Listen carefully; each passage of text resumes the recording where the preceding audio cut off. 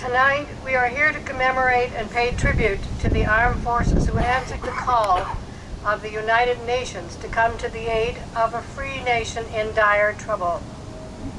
Good evening, ladies and gentlemen, boys and girls. The Royal Canadian Legion, Branch 25, is honored to have been asked by the local Korea Veterans Association to organize and take over the responsibility for this event tonight, and we're happy to do so. 67 years ago, on June 25th, Canada, a member of the newly formed United Nations, engaged in what was called a peacekeeping operation. Approximately 26,000 soldiers, 3,600 sailors, plus air support, were sent into action in the Republic of Korea. Although this was an all-out war, our politicians preferred to call it a police action, even though 516 Canadian service personnel lost their lives. 1,558 were wounded, and 33 were taken prisoners of war. And tonight we remember those Canadians who answered this call to arms.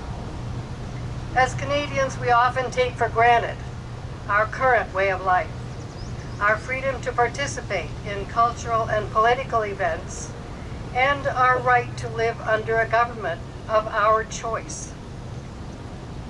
The Canadians who go off to war in distant lands go in the sincere belief that such rights and freedoms are being threatened. They truly believe that without freedom there can be no enduring peace, and without peace, any enduring freedom. On this anniversary, we honor the veterans of the Forgotten War in Korea, 1950 to 1953, and all the peacekeepers and peacemakers since. In remembering their sacrifice and service, we recognize the tradition of freedom they fought to preserve. At memorial services such as this, we acknowledge the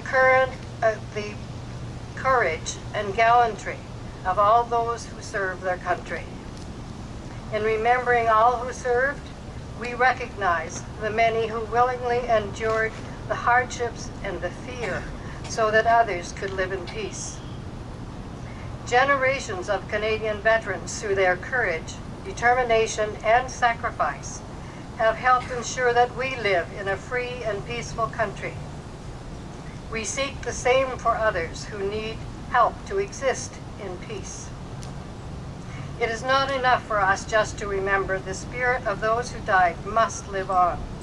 We must resolve to uphold the principles and unselfish service that led them on, so that those who fought will not have done so in vain.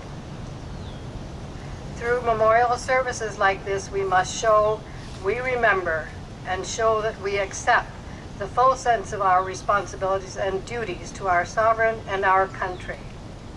And so, at the going down of the sun and in the morning, we will remember them.